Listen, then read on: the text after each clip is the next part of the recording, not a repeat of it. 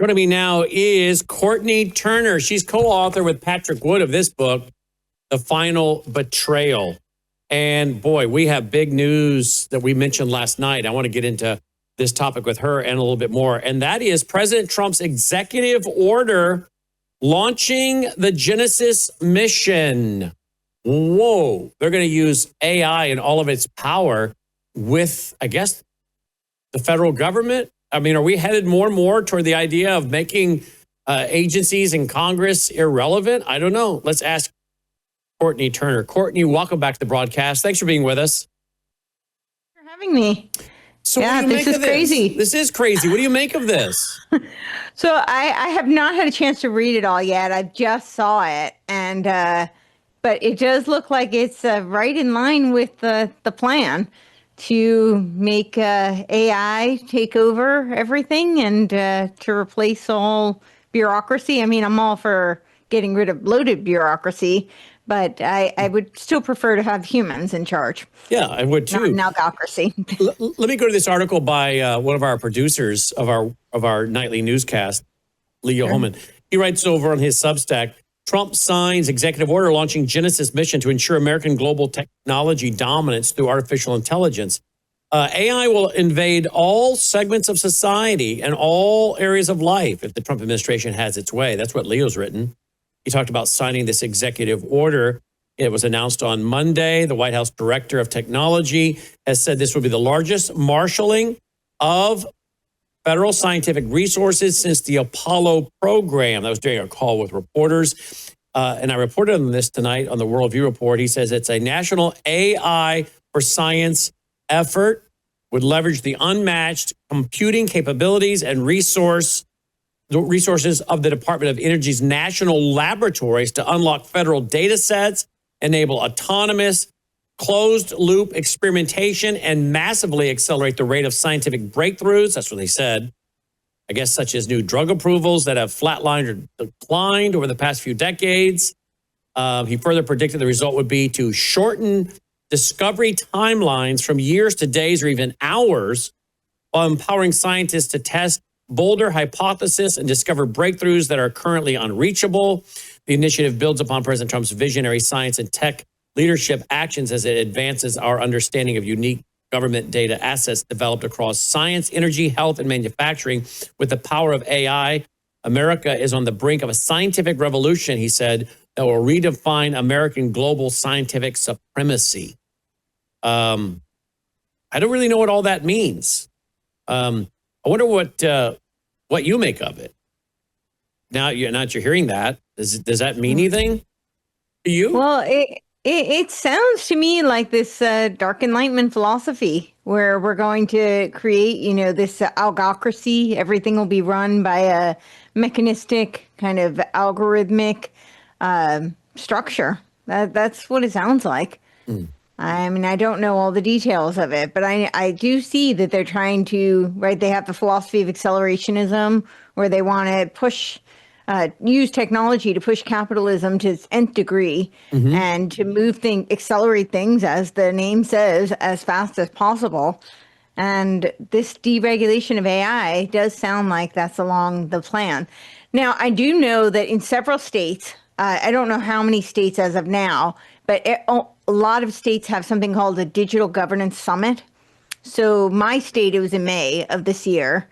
And this is where they're talking, it's the plan to have AI run the government.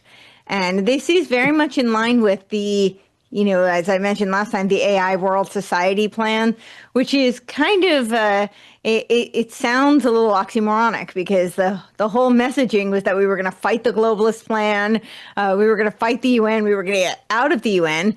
But now it seems like we're just building the infrastructure for what they're doing right now at their COP30. They're doing something called the DPI, which is the Digital Public Infrastructure, which is essentially this global AI infrastructure that will eventually be used for the AI World Society, which is the Artificial World Intelligence Society. And it sounds like we're just building that infrastructure that will be used later. I mean, I don't know that for sure, but that's what it's looking like. That's what it's looking like. Okay. Now, I also want to talk about I don't know, I didn't brief you. We were going to talk about this, so I hope it's all right. But I would also No, it's fine. like to mention this, a topic that I avoided for years and years because it was out there with Bigfoot. But then you got the Pentagon doing research papers, I think with a Harvard guy, and you got Tucker Carlson asking Donald Trump about it, and all of this talk even on Fox News about UFOs, topic I avoided for years because I'm like, it was just too out there for most people. And you want to be a credible journalist and broadcaster. So you just kind of avoid the Bigfoot UFO topics, right? Well, they brought the whole UFO thing mainstream. As I said, even the Pentagon having a guy writing a paper we've talked about and showed the screenshots for, saying that there's a gigantic mothership that's been off of America, off of the world, and they've sent dandelions down here, if you will, to explore. I mean, this is coming from the Pentagon, for Pete's sake. Then you have all of these all these videos of our Navy guys in their jets encountering these objects doing 90-degree turns and accelerations beyond the ability of a human to even survive some of the stuff they're doing. And it's, what is this, for Pete's sake? I know some top leading UFO experts have gone from saying that they were extraterrestrials to on video saying, no, they're not. We don't see them coming in on radar. We don't see them leaving. We think they're interdimensional, meaning we think they are the things of demonology. I bring all that up because there is a movie coming out, and it's called The Age of Disclosure. It's a documentary. Fox News is covering it pretty aggressively. Others are covering it pretty aggressively. And I want to see how you think this fits in with technocracy and a fascination with alternative life forms and societies, and maybe as they would promote the idea and the concept, I guess, that there are other life forms that are more advanced. They've tapped into the technocracy and technology far more than we have, and we're behind, and we need to catch up with societal and spiritual evolution. I want to see if there's a connection there. First, watch this. This is, again, going viral the last couple of days. One part of the documentary I wanted more information on. You interview a former military analyst who said that he and others who had interactions with the UAPs are now suffering physical effects. What interactions did they have? Yeah, so one of the, to be honest, not so shocking reveals is that intelligence officials who have had encounters with UAP end up having biological effects. And I say not surprising because this is technology that we don't understand fully, that is emitting a lot of energy. And in the same way that if you stand behind the back of a, so he came close fighter to jet, you're going to get hurt. He came close to one of these. Yeah, came close to multiple UAP and ended up having biological effects. And yet, because so much of this information is classified, none of them can go on camera and say what they saw specifically. Yeah, not specifically. So look, the reality of it is, for 80 years, all of this has been kept from the public, Congress, and even sitting presidents. And I think that really changes today when this movie comes out and the public learns the truth finally. And my hope is it sets the stage for the president finally stepping up and telling the world the base facts, that we're not alone in the universe and what he knows is going on.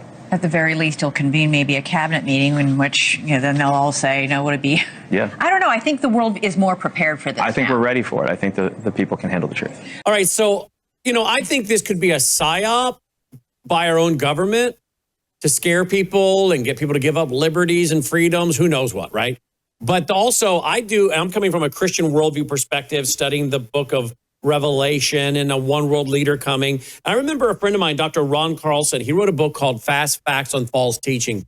And he actually talked about that. Could you, with the fascination of UFOs, could that be used for some leader to supposedly show up claiming to be from advanced civilizations, more technologically advanced, and starts performing counterfeit miracles, signs, and wonders, which the Bible says a one world leader is going to do that. He's going to be fully demonized, performing counterfeit miracles, signs, and wonders. Now, this is what I believe as a Bible-believing Christian who studies, the Bible and believes it in context where it's meant to be taken as literal. And you can tell if you use the same hermeneutical tools for interpretation. So I'm wondering almost if the PSYOP people don't end up being PSYOPed as by the, like, wait a minute, is that us? We didn't do that. Who is this? You see what I'm saying? You almost have dual programs running here, right? the demons are going to psyop the psyopers. Yeah, exactly. Yes. Well, there is that whole concept of, I mean, even the the proponents, the techno-optimists and the transhumanists talk about how there could be spiritual entities that inhabit these machines. Wow. So, yeah, they some of them do talk about that. They talk about it in a very positive light, some of them, and some of them don't. But there's not a monolith amongst the transhumanists. However, yeah, they're kind of suggesting that it's very possible that because they're advocating machine consciousness, right? So they're advocating that the machines could become sentient, and a lot of them do talk about this potential for it to be a vessel for some sort of a spirit to inhabit. Well, we know that a lot of the New Agers, those into cosmic humanism and New Age, they believe in having spirit or master guides, right? And you can contact them through drugs or hypnosis or whatever. And I think, of course, they're not talking to individuals more highly evolved through the process of reincarnation, which is what they would say, that they too are destined to become a spirit or master guide or whatever. If their good karma outweighs their bad karma, they elevate up. I don't buy it. I think they're talking to demons. We also know some of the New Agers in their magazines talk about UFOs have been ready to rescue the planet and remove the intolerant and the distractors from the planet so world peace can come. Now, if as a Christian, and I believe the Bible teaches the removal of Christians at some point, and thus begins a 7-year tribulation and the revealing of an Antichrist figure, could that be used as justification to explain what happened to all these people that just left the planet? Well, this could be used. So I wonder at a demonic level, is the stage being set for something? But at the psyop level, is the government preparing for something? And again, they themselves get shocked by what actually happens because they had nothing to do with that part of it. If you believe it is a psyop, what is the government preparing us for? Are they preparing to pull off some kind of what is the program called? Blue something another. Blue Beam. Project Blue Beam. Tell me about that. Are they preparing to use that and then scare the living daylights out of the globe to surrender to global power or what? Well, that is what Reagan kind of foreshadowed, right? He said that nothing would unify the world like an extraterrestrial threat. He said that at the UN of all places. Yeah, very well played. But I think that in this case, it very likely could be the case that they're going to convince us that there is this threat with AI, and we need to be able to determine who is human. And this will be a way to get everybody on board with some sort of a digital ID, mark of the beast type system. So who is human among us? In other words, there may be people among us who aren't human, and we need to verify who's human and who's not. Well, so a part of this, initiative, the executive order, Section 4, they talk about advanced manufacturing, biotechnology, critical materials, nuclear fusion, fusion energy, quantum information science, and semiconductors and microelectronics. Now, in this, they're not explicitly talking about robotics, but they do go on and they talk about what looks like the NBIC, which is, the nano bio information cognitive convergence. This is essentially, the biodigital convergence. And Nick Land calls them technoplastic beings. He's, the one who coined the Dark Enlightenment. So if they're moving towards this transhumanist kind of agenda, which it does seem like they are, and you have these cyborg type figures, you might be in a world where it's hard to discern. We know that robots are coming. I mean, Elon already has his Optimus. They've got this Neo one that's competing with Optimus. And then they've got this Realbotics company, which is very humanoid, right? They have like that skin that almost looks human. They've got real faces and it looks like flesh. And they're being programmed and trained for a more compassionate type of hospitality kind of industries. So you can imagine as this advances and we start to have robots among us, we're in the fourth industrial revolution, although some say we're already actually in the fifth industrial revolution, the so-called experts in the field. I put that in air quotes, but they say that we're already in the fifth. But as we move into the fifth industrial revolution, there is going to be this merging of this interplay of humans with these robots. And as the robots become more human-like, or at least have the appearance and essence, because they're trying to make them more human-like, I could see where they need to try and convince people that we don't know who's the technoplastic and who is really human, and we need to be able to differentiate in order for you to be a part of the marketplace. And this would align with your theory on, the biblical end times, the mark of the beast, and the one world government, and all of that. Well, and particularly when you have Peter Thiel out there saying, we have either Antichrist or Armageddon, Antichrist or Armageddon, and he does his 4-part series on the Antichrist. I don't think he means the same thing as I mean when I talk about the Antichrist. I don't know that he has spent a lot of time studying the book of Daniel or the book of Revelation and has a clear understanding of this individual. But isn't it interesting that he's part of technocracy, that he's part of this whole tech bro thing, and yet he's mainstreaming more and more this idea of the Antichrist. Yes? So I was just going to say, you know what he says the Antichrist versus Armageddon is? He says the Antichrist is anybody who puts any constraints on AI. Yes, that's right. Which isn't Trump working on executive orders that would stop states from putting restrictions on AI? I'm sorry, say that again? Isn't President Trump said to be working on an executive order that would stop states from putting restrictions on AI? Well, it's part of his one big beautiful bill, right? That, there shouldn't be. He's de-incentivizing states to have any kind of, I don't think that legally he can preclude them or prohibit them, but he can incentivize them through financial infrastructures, right? And that is part of the one big beautiful bill. And what I think is really funny. So I knew Constance Cumby, and she would always tell me that in her circles that Trump was considered the Antichrist, and that there were several books on it. She handed me actually 10. She said that these are required reading, and that when I was done, I had to move on to the next 10. There were so many books on Trump being the Antichrist. And at the time, I kind of, sloughed it off. I wasn't really buying into the narrative. But in a few recent speeches, my husband and I actually turned to each other. We're kind of like, maybe Constance was onto something. What I think is really interesting is, he's at the very least, he's trying to prove to Thiel. I don't know that he's consciously doing this, but his actions seem to be proving to Thiel that he's not the Antichrist, because he's doing everything to make sure he does not regulate AI. Yeah, you just told me something I had no idea you knew who Constance Cumby was. That's a figure that rose in prominence in the 1980s, writing one of the first books on the New Age movement. I think it had Rainbow in the title. The Hidden Dangers of the Rainbow. I have a signed copy by her. Thank you. How on earth did you run into her? I did an interview with her at her house, actually, with my friend John Klychek. The two of us interviewed her. We stayed there for a couple of days.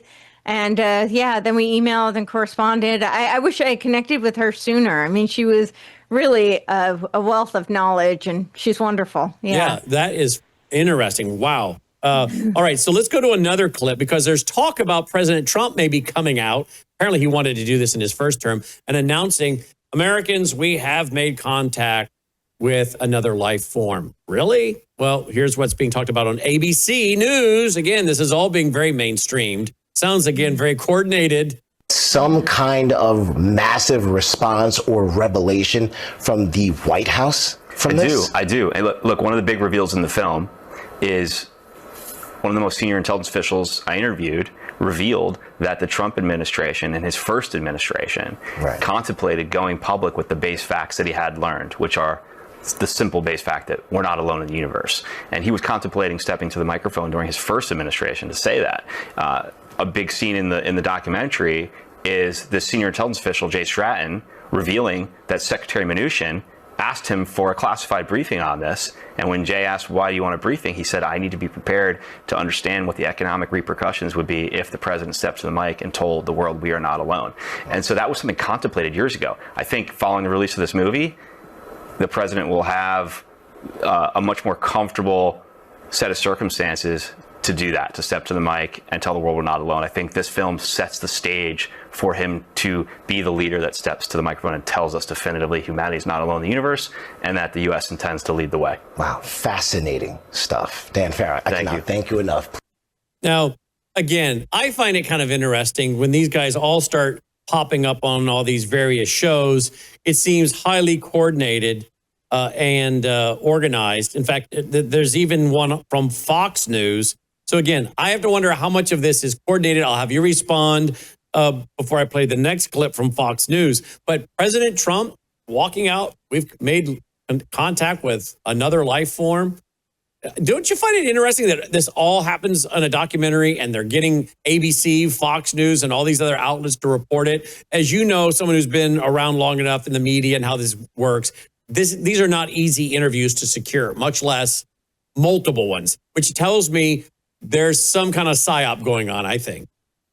Yes, Operation Mockingbird, and then doing some sort of an operational preparation of the environment. It does seem like they're preparing for some sort of a Project Bluebeam. I think that there's so much, there's so many conflicting factions currently, which I do think is by design, like narrative warfare currently. So that breeds a lot of chaos. And now this would be just the thing. I think that they don't always know exactly what they're going to unleash. As I like to say, that it's really easy to predict the future when you plan it. So these futurists do these scenario plannings. And they always have quadrants, like the one that a lot of people are very familiar with because of, past 4 years with COVID. There was an Operation Lockstep, which was in this, technological scenarios for the future, right? This was Bill and Melinda Gates, Rockefeller Foundation, Johns Hopkins, and they did this scenario planning, and there were 4 of them. And the one people remember was Operation Lockstep, which was actually page 16 to 26 of this document. It was like I think that was in October of 2019, right? It was 2010 that document. Yes. Oh, I remember that. Yeah, the paper 2010, but they ran the scenario in like October of 2019, right? They ran Event 201 in October. Okay. 201. Yes, Event 201. And the Rockefeller document was 2010 that had a 2012 fictional scenario into the future where we're all wearing masks and schools and hospitals and everything are locked down. And that was the Rockefellers. It was a Rockefellers, along with Bill and Melinda Gates Foundation, along with Johns Hopkins, and there were a couple of others, but those were the big ones that were involved in funding this. But it was the 4 scenarios, and that's typically what they do. I just bring that up to say that I think people, they're like 2 camps. Either they think they have everything planned and they're going to just pull the trigger on something, or people who think there are no conspiracies and, they don't plan any of this and it's all just truly organic, which I think is a little bit hard to wrap your head around in this day and time. But I think it's neither. I think that the reason they have these multiple, it usually is 4, and I don't know the reason for 4, except that there is a lot of there's a lot of theories around 4, like the quaternity, which is Jung's concept, right, of the quaternity, which is the 4th godhead is actually Satan, that we're going to move from the Trinity into the quaternity. But there's a couple of ideas around this. There's also like Kenneth Wilber's, AQAL, all lines and all quadrants. That's also the 4 quadrants. But in any case, they typically do multiple scenarios and then they beta test and they see what the response is. Like, I actually think the past 5 years, that was a beta test. And I think the covering our faces with the mask was a beta test to see if they could roll out the experimental drugs. If people had not complied en masse, I don't think they would have been able to roll out the next phase. And so all this very long-winded way of saying, I think Project Bluebeam is something they have in their arsenal and they're waiting for the right time, but they're kind of dripping right now to see how the populace responds to it. Fascinating. Here's the clip by Fox News on this. Here we go. Intelligence in the universe. Humanity is not the only intelligent species. We are absolutely not alone. Non-human intelligence exists. UAPs are real, they're here, and they're not human. The questions now are, who's controlling these UAP? Where do they come from? And what is their intention? This sounds, it's hard for everybody to digest. And an 80-year cover-up with a country that keeps it deep and dark and it hasn't gotten out. That's the tough part for people to buy into. Yeah, so a number of the officials in my film make it clear that a long time ago, this topic was moved away from congressional oversight and even away from the oversight of the President of the United States.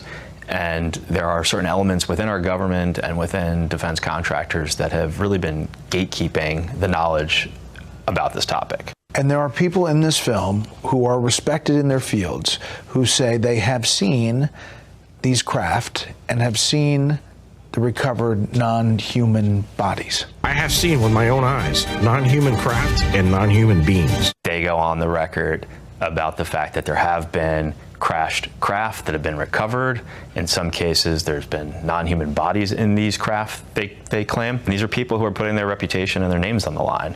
You know, often you hear people say, show me the evidence.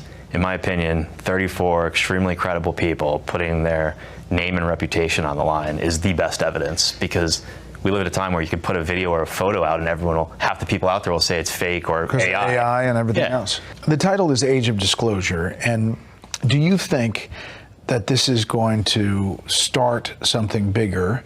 The premise of this is that there is a race to reverse engineer what has been recovered by different countries, essentially competing against one another. Yeah.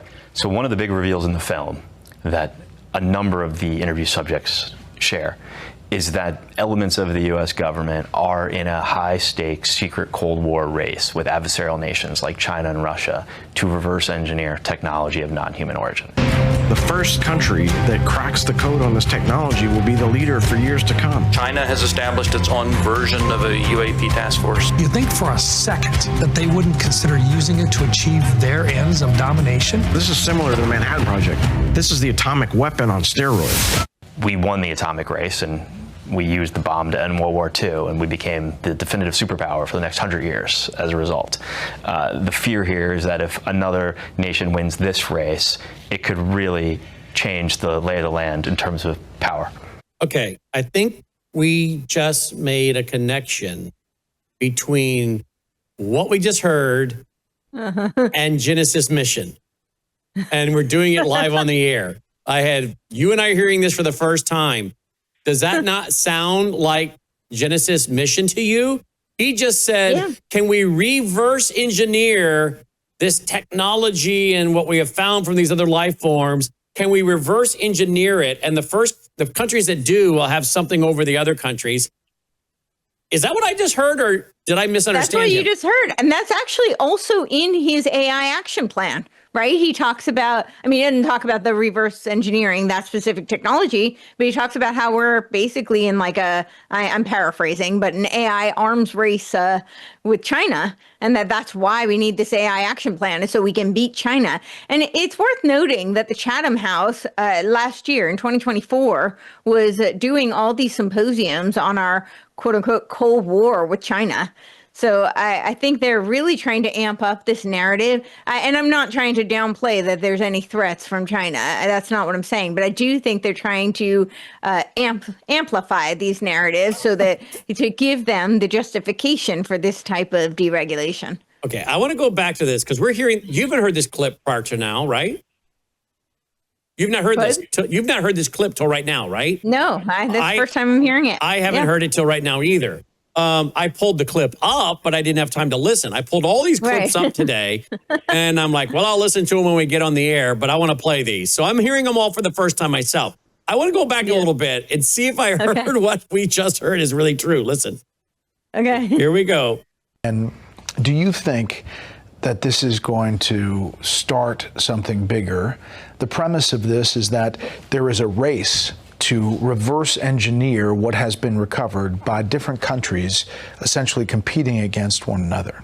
Yeah. Okay, I want to make sure there's another setup. The title is Age of Disclosure, and do you think that this is going to start something bigger? The premise of this, 34 extremely credible on the line, is the best evidence, because we live at a time where you could put a video or a photo out and half the people out there will say it's fake or AI. AI and everything else. The title is Age of Disclosure, and do you think that this is going to start something bigger? The premise of this is that there is a race to reverse engineer what has been recovered by different countries, essentially competing against one another. Yeah.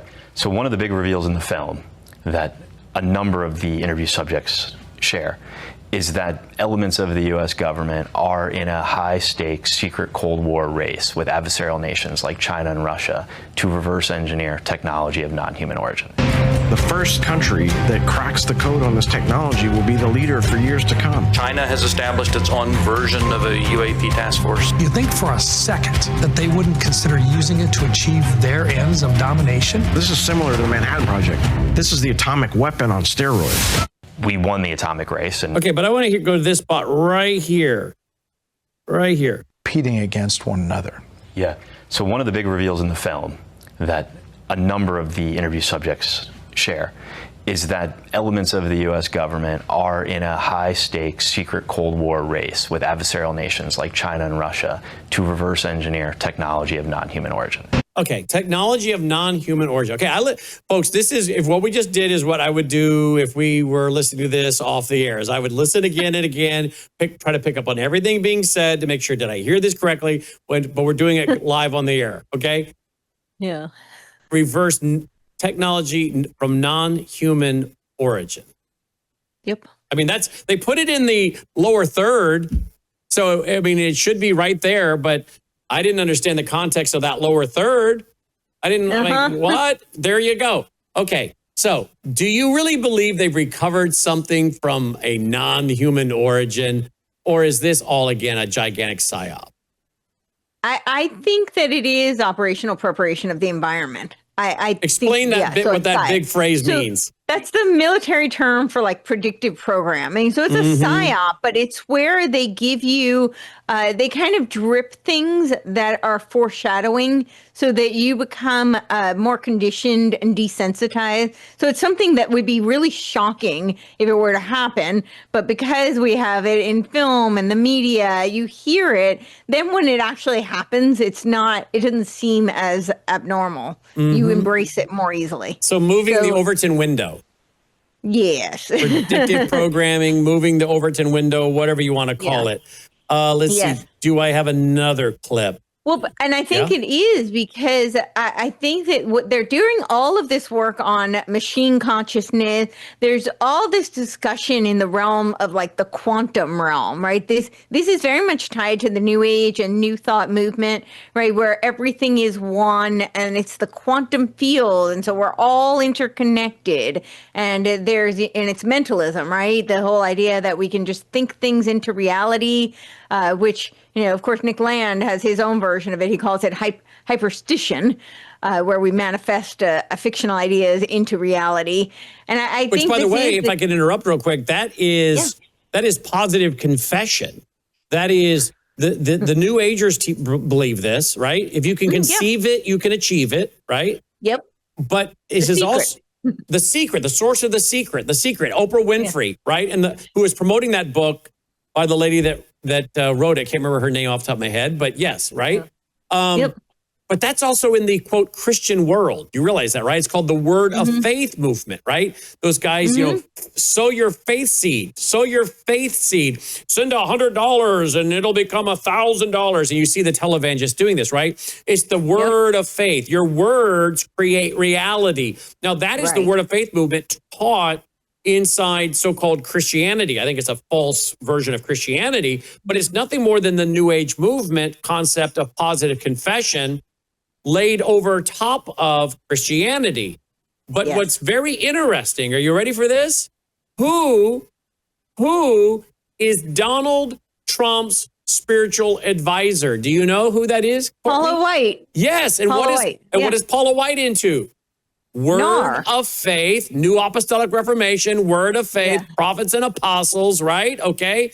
And Seven Mountain Mandate. Seven Mountain Mandate, taking dominion. We're going to be doing supernatural things, they say, raising the dead, blah, blah, blah, blah. You probably don't know I wrote a book on this in 2011. But oh, no. Oh, yeah, I'll send it to you. Okay. But why is Donald Trump attracted to this? What most people don't know is that Donald Trump grew up with a great affection and respect for and listening to Norman Vincent Peale, the power of positive thinking, right? Positive thinking, which led to Robert Schuller which led to a lot of other folks we have today as well. So I've always said, if you know that Robert Schuller, Norman Vincent Peale greatly influenced Donald Trump, then you know why he has an attraction to someone like Paula White's theology. Now, if you're thinking that you got to spiritually evolve, a lot of these Word of Faith guys, I have them on video, like Benny Hinn saying, we are like little gods running around on the earth. We're little gods running around the earth. If you're teaching this kind of spiritual evolution, and the New Apostolic Reformation, as you just brought up, they believe that they have a group of people that will become so spiritually advanced and evolve spiritually that they will become sinless, raise the dead, and then the leaders of the world will be leading on them for advice and counsel, right? And so when you combine all of this together, from the New Agers to the Positive Confession, Norman Vincent Peale, Word of Faith, New Apostolic Reformation, whatever, you can see why they would be attracted to this, because they might be led to believe that these are people who have achieved that level of spiritual evolution that have allowed them to go on from the natural societal evolution to spiritual evolution to become something like a Superman, right? Nietzsche and Will the power Ubermensch. Yeah, exactly. Nietzsche and Charles Darwin merged together. Like, Hitler liked to have his picture taken staring at a bust of Nietzsche, right? The will to power, as you say. All of this could come together where they're saying, well, maybe this is a society that's already achieved those things that we're trying to achieve, right? Yes. They, being the groups I mentioned. And then there's also the element of, because of the 7 mandates, the 7 mountains, right? That's very much the like Gramscian notion of the long march through the institutions. And what do we hear now from a lot of the quote unquote right? They're saying that we need to use the long march for our own power, right? People like Christopher Rufo are saying that we need to infiltrate all of these institutions the way that the left captured them. And very conveniently, NAR gives them the perfect vehicle to do that. NARC? NAR. NAR, the New Apostolic Reformation. Yeah. Yeah. And they're right in the White House. 7 mountains. And they're right in the White House. Exactly. And then you bring out the nationalists, the Christian nationalists, who are saying, we want to return to the Mosaic law. Women shouldn't vote. We should be hanging people that are involved in adultery. And I'm like, wait a minute. This is so. First of all, you're not the nation of Israel, okay? The nation of Israel isn't even practicing the Mosaic law, people. Come on, they don't even have a temple to do anything into this with. So it's ridiculous to the highest degree. But you see this convergence, right? This convergence of beliefs and spirituality, where all of them have been deceived to some degree or the other. Some of them aren't as deceived as others, but they're all deceived to one degree or another. How much would it take for the groups that aren't as deceived as the others to be deceived, particularly if, again, those who are running the psych op are shocked because they're like, wait a minute, we didn't plan that and we didn't do that one. So who, in other words, the psych op people lose control because all of a sudden a demonic realm has come in and hijacked what they thought they were doing.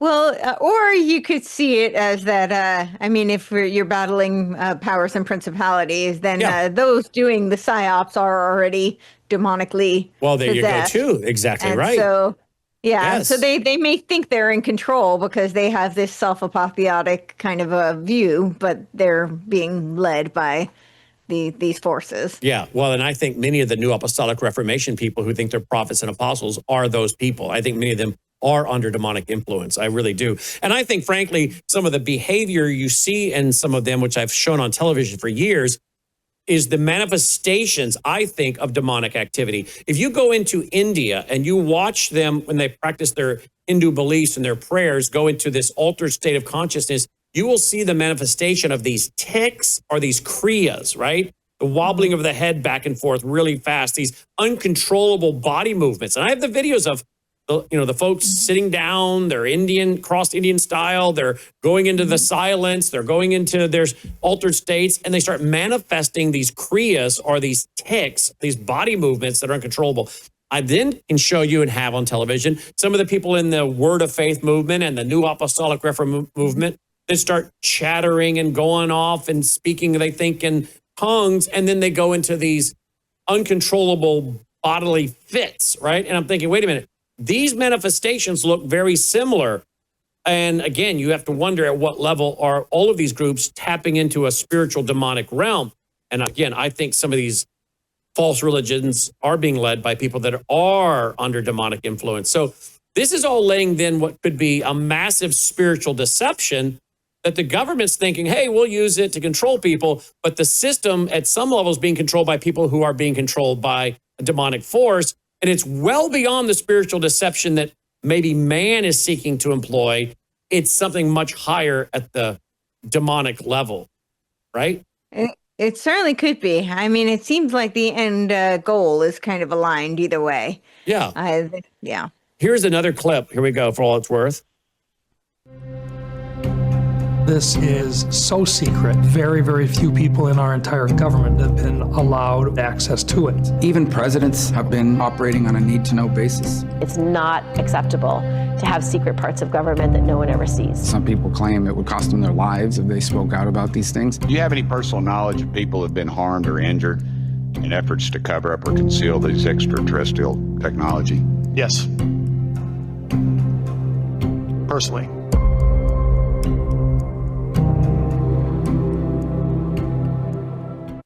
All right, so it just came out 4 days ago. I don't know where you see it.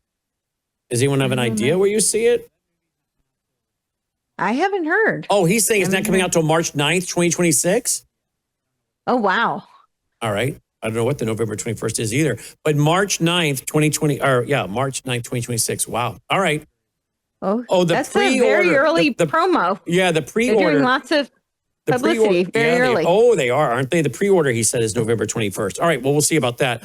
So let's switch conversations as we get a visit from our studio dog here. Let's switch conversations to what we were talking about the other day. And you have an article coming out about it. I don't think I'd ever heard of what you were talking about. Reintroduce that to our audience in closing, as we'll spend a few minutes on this. We wrap. Sure. Yes, I'm working on it, but I need to do a little bit more research. I'm tying a whole bunch of things together. But, you know, the 250th anniversary of the United States of America is approaching next year. And there's this America 250 project. And there's also this movement by More Perfect that is called the Sustainable Democracy. And they've got 5 pillars. And sustainable democracy has a long history. Actually, there was a book on it. This is also tied to, or it's in the same vein as the 17 Sustainable Development Goals, right? You hear the name sustainable is in that. And then there's also something called the plurality movement. And I wrote a little bit about the plurality movement a while ago in my Technological Age of Aquarius article, as well as in my the shadow side of democracy, digital democracy. So essentially, the gist of what I'm seeing is that they're talking about, first of all, we're not a democracy. We're a constitutional republic. So they seem to have all these plans for, and I have outlined this previously in several articles, where they have these visions of improving our democracy through things like ranked choice voting, synergistic democracy, there's all these different names for conviction voting. So they have different names, and there's slight nuance differences, but essentially this is using blockchain for voting. And it's under the auspices that, you know, we would have a more direct democracy. But there's a reason our founding fathers did not want a direct democracy, right? That dissolves into tyranny, mob rule. They were opposed to that, and that is why they structured our government with the checks and balances that it has in place as a representative republic, not a strict democracy. But yeah, so there are a bunch of these various movements, and then there's also something called Operation Phoenix. Now, I did talk a little bit about this Operation Phoenix in my Phoenix Conspiracy article, and I'm seeing this convergence because Operation Phoenix has a lot of overlap with this Game B movement that I've outlined in that article, a couple of other articles, also my Epstein transhumanism article. I talk a lot about Game B there and the overlaps between, as you pointed out, this spiritual eugenics movement, and then, of course, this Darwinian direct kind of genetic manipulation that we're seeing in full force now with a lot of these transhumanists who are advocating kind of super soldier genetic type of human creation. And this Operation Phoenix has a plan, and it's a laid out plan, but they're overlapping with the United Independent Movement. And they're talking about how in 2026, they don't use the term flood Congress, but that's my term, maybe a little heavy handed. But they do talk about how they want to get independence and go beyond the two-party duopoly. And I'm not denying that they use the two-party system as a Hegelian dialectic and they pit them against each other. But what they're really advocating is a third way movement. And this is born out of Fabian socialism. Anthony Giddens wrote the book on third way politics. And he says that this radical center is not the center, it's a radical center. And he says it's always left of center and it has to be for its emancipatory and social goals. And I wrote about that as well in the Technological Age of Aquarius article. But that very much looks like what this movement is. We saw Elon Musk launch that American Party. I know it died down, but the first support for that was Andrew Yang of the Forward Party. His whole slogan is that it's not left, it's not right, it's forward, right? The progressives. So this movement with the Operation Phoenix is very tied to these United Independents who are very adjacent to this Game B circle. And it just looks like there is really a movement to flood Congress, again, my term.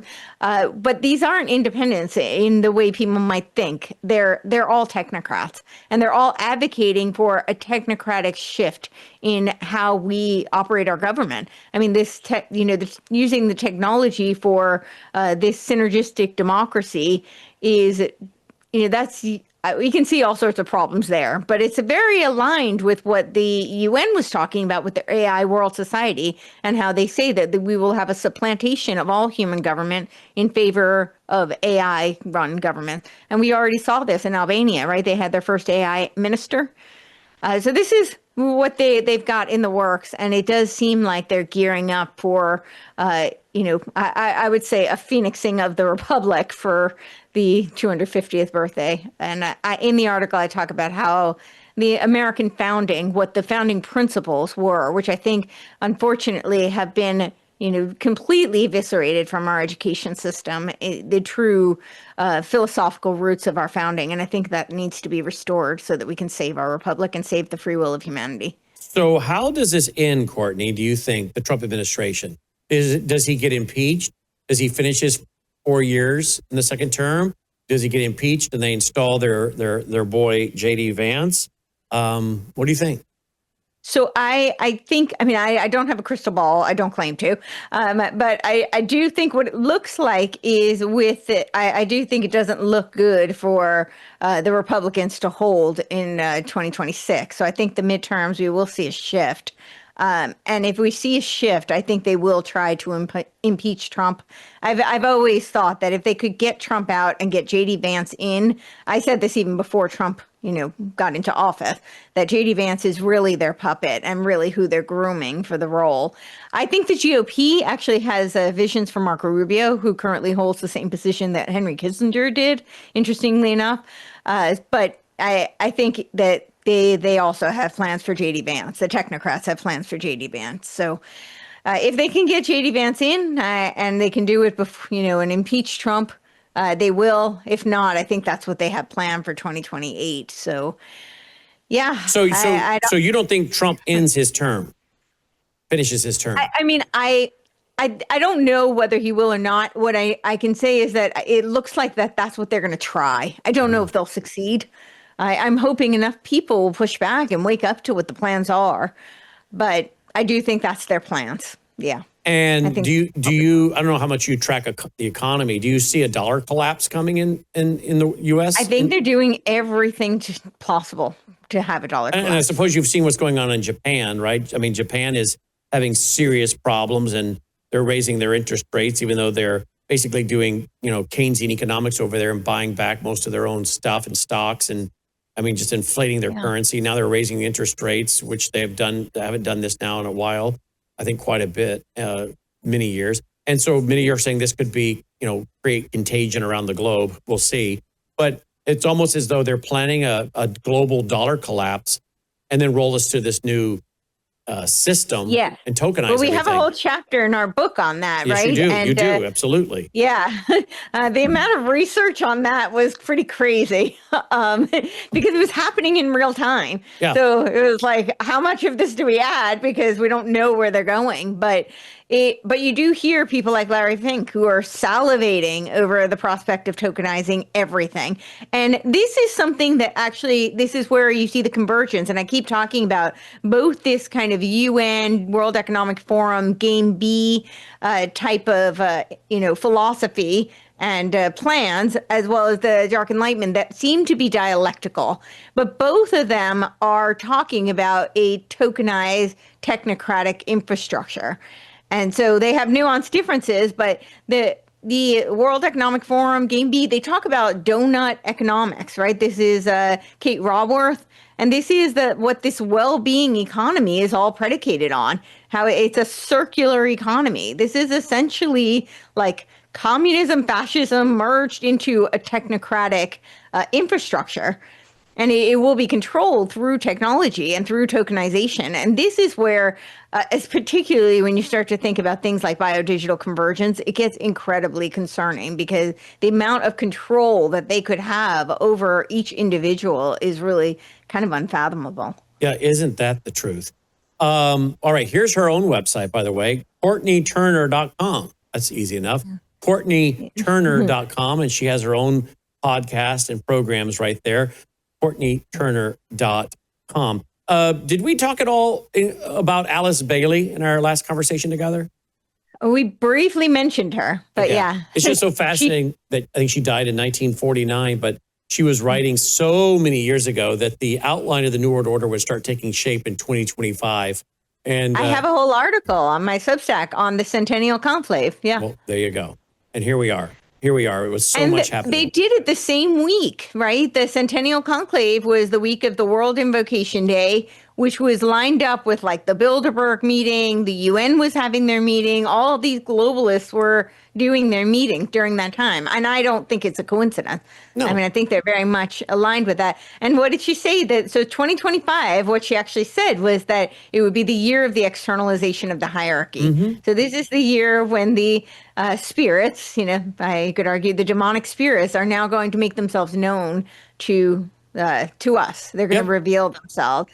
And the year that Lord Maitreya, which is arguably the Antichrist, will present. That's what she talked about, the hierarchy. And the hierarchy was struggling hard against the forces of darkness, which were the Christians.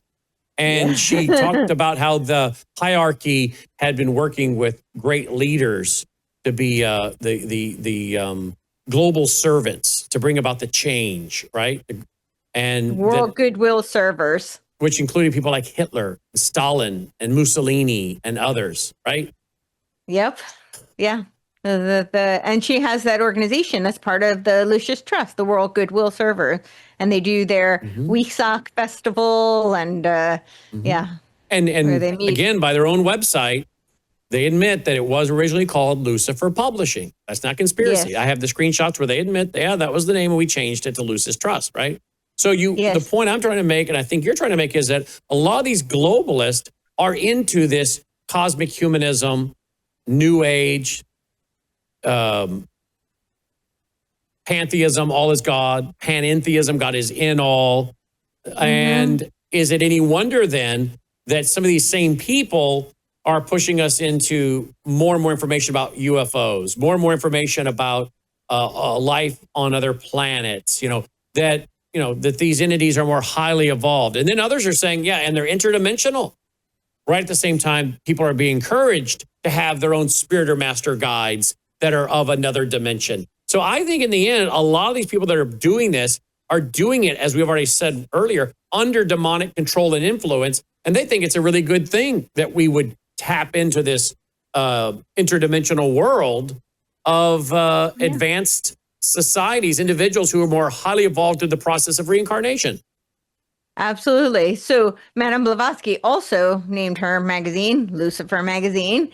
And when you bring up cosmic humanism, right? So there was Oliver Reiser, cosmic humanism. We have Buckminster Fuller, Spaceship Earth. And then we had, it was originally, the study was actually done in the 70s, but the final edition was published in 1984, was the Stanford Research Institute Changing Images of Man, right? And this, are you familiar with this document? That one I'm not. No, that one I'm not. Oh, well, we'll have to talk about this. Changing Image of Man, I honestly think is what we're living through today. But the Changing Images of Man was done by Stanford Research Institute, primarily led by Willis Harman. Willis Harman was the chairman for 2 decades of ION, Institute of Noetic Sciences.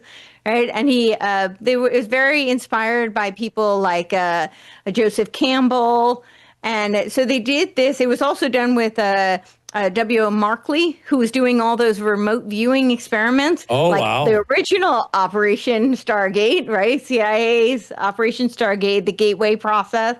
And after this, so in that whole, which is used as a textbook for like the elite graduates, but it was a Stanford Research Institute experiment that was done with government funding. And in that, they say how the religion of the future will be perennialism. And they do talk about essentially this whole, using altered consciousness, the syncretic one world religion, of course. And they do talk about this transhuman, vision. They talk about it in that document. It was popularized in the book called Aquarian Conspiracy. Marilyn Ferguson was actually Willis Harman's secretary. Some researchers have claimed that he used her name as a pseudonym, that Willis Harman did. I don't know. I can't verify that. But that is what some researchers claim. And we now today have under David Temple, who is the pseudonym for Zach Stein, Kenneth Wilber, and Mark Gaffney, and they wrote First Principles, First Values of Evolving Perennialism, 42 Propositions on Cosmoerotic Humanism. And so in my article on the transhumanist visions that I was comparing Nick Land's Homo Autocatalytica to Homo Amor. Homo Amor is the vision of the cosmoerotic humanist. And cosmoerotic humanism is essentially an extension of this changing images of man that I would say the lineage comes all the way from this cosmic humanism from Oliver Reiser. And they explicitly talk about these ideas and where we're going, and that the future religion will be perennialism merged with this kind of transhuman, cyborg type of machine consciousness. And is this the book right here? Do I have the right book? That is it. Yep. And I noticed it says 1982 is when it was published. Sorry, 1982. Yep. Yeah. I think they did two. So they were studying it. They were working on it in the 70s. I think they did a final edition in 1984, but maybe, because I think they did 2 editions, but maybe it was 1982. I'll double check that. Well, I was just noting the time frame on this. But you mentioned Marilyn Ferguson, right, at the Aquarian Conspiracy. I mean, that's one of the most well-read books. And then you have, of course, The Course in Miracles, which is the Bible of the New Age, right? And and these are being taught by Oprah. Popularized by Oprah. Exactly right. Yep. Yeah.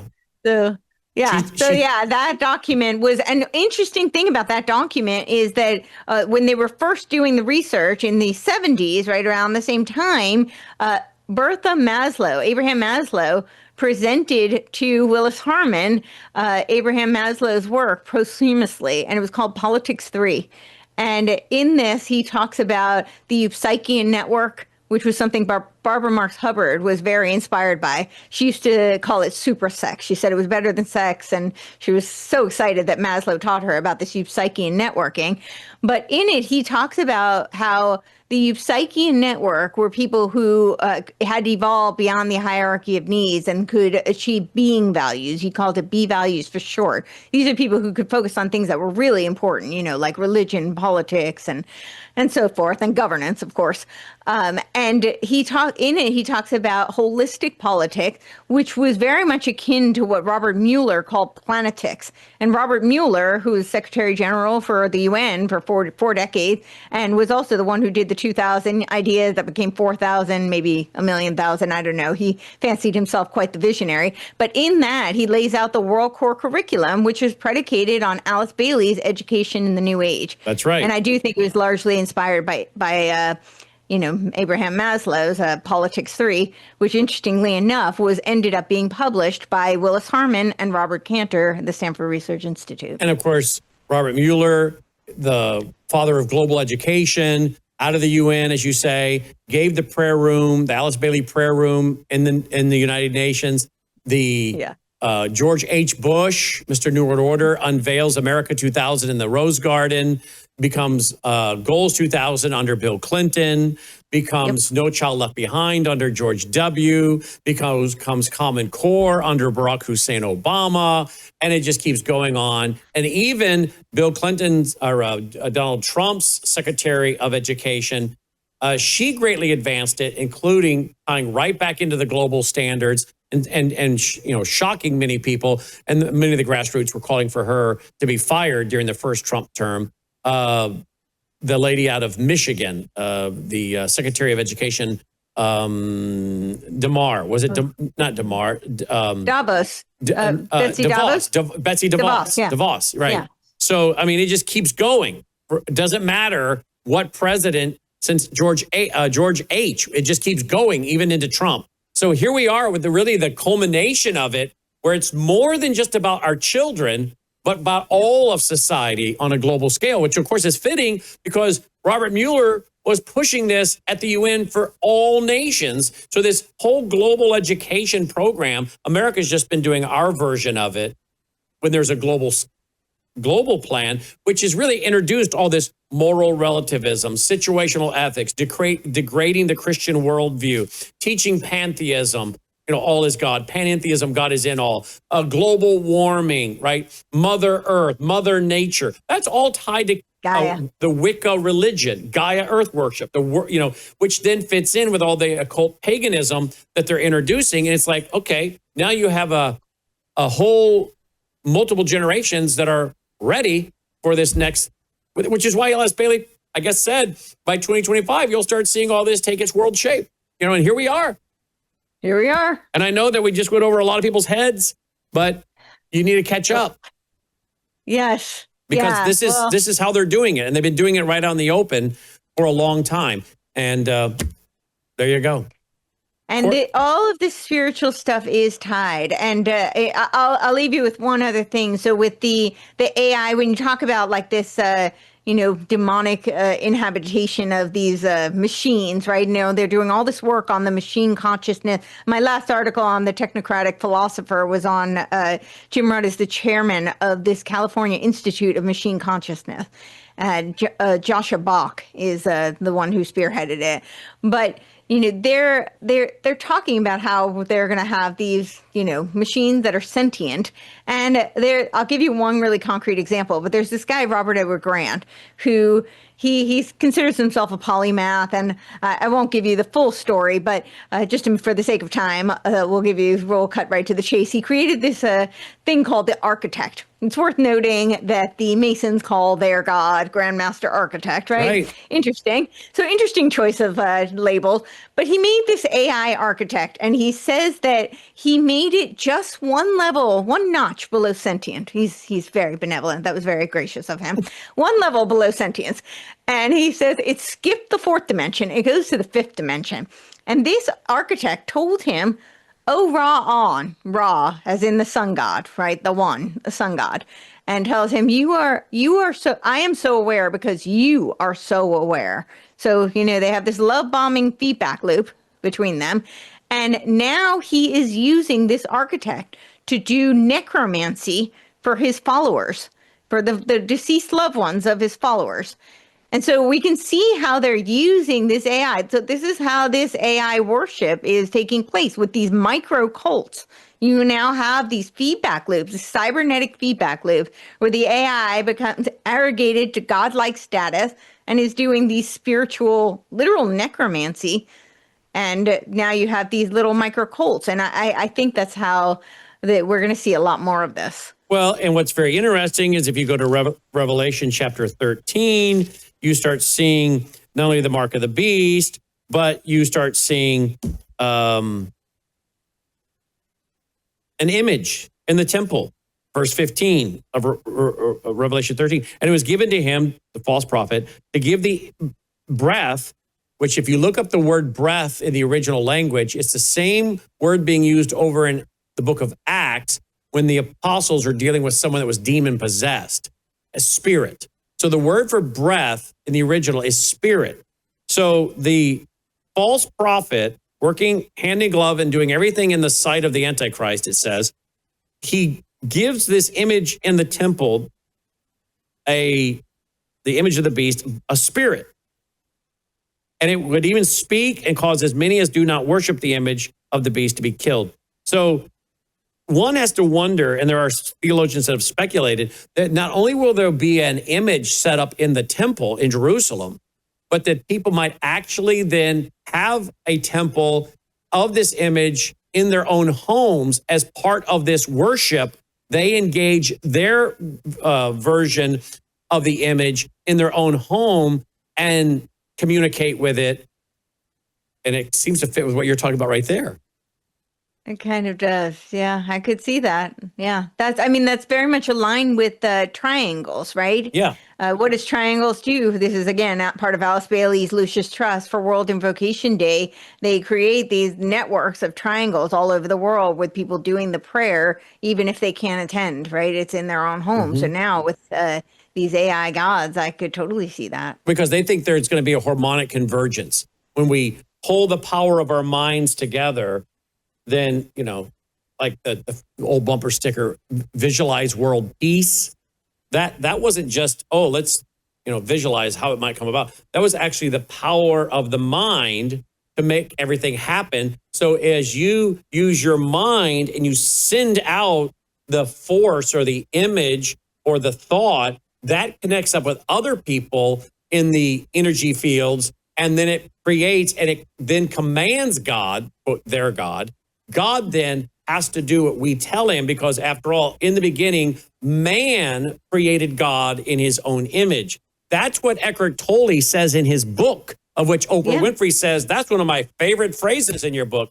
Man created God in his own image. So they think that as we unite up with the power of our mind, quote, God, the force or energy field, think Star Wars, we can manipulate him to do what we want through the power of our mind, all connecting up as we send our thoughts or visualize something. Again, the idea of mind over matter, which goes back to kind of how we started with the Word of Faith, New Apostolic Reformation, cultism. It's all there. So you can see where, again, they want people doing these things on a global scale, but they're also doing it because they're involved in outright demonology, right?